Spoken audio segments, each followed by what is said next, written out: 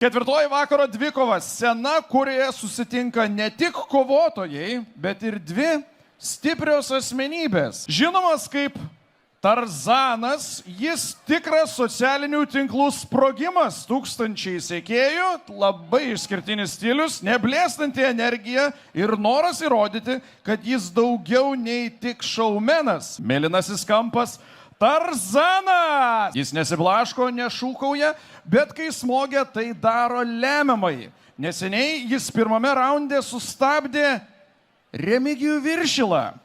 Ir tai tik dar vienas pavyzdys, koks pavojingas yra šis tylus ringo strategas. Raudonasis kampas Dimer Agasaryan. Turime boksą, 3 raundai po 2 minutės. Na tai teisėjau pasakysiu, šitas jau ant jūsų sąžinės.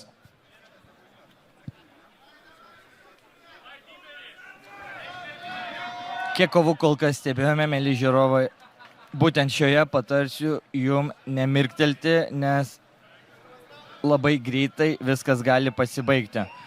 Dainų slėnio amfiteatras, tribūnos gyvybės įgavo. Girdisi palaikymo šūksnį. Tikrai smūgį iš viršaus matėme nuo Tarzano, bandė Supermeno smūgį dabar prasmūgioti. Tačiau kalbėjome su Dimeriu po svėrimu, pasiteiravau, kokia taktika būtų ir jo taktika būtent tokia pati, kokią aš jam būčiau pasiūlęs - atkentėti. Atkentėti pirmo raundo bent jau pusę.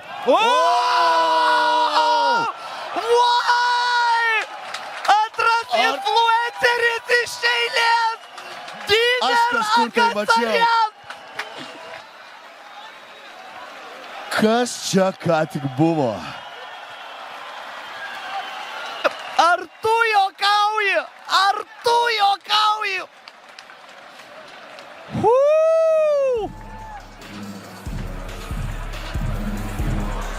Oi. Ko gero Tarzanui reiktų grįžti prie repavimo. Kovos nugalėtojas Dimer Agasaryan! Aplodismentai!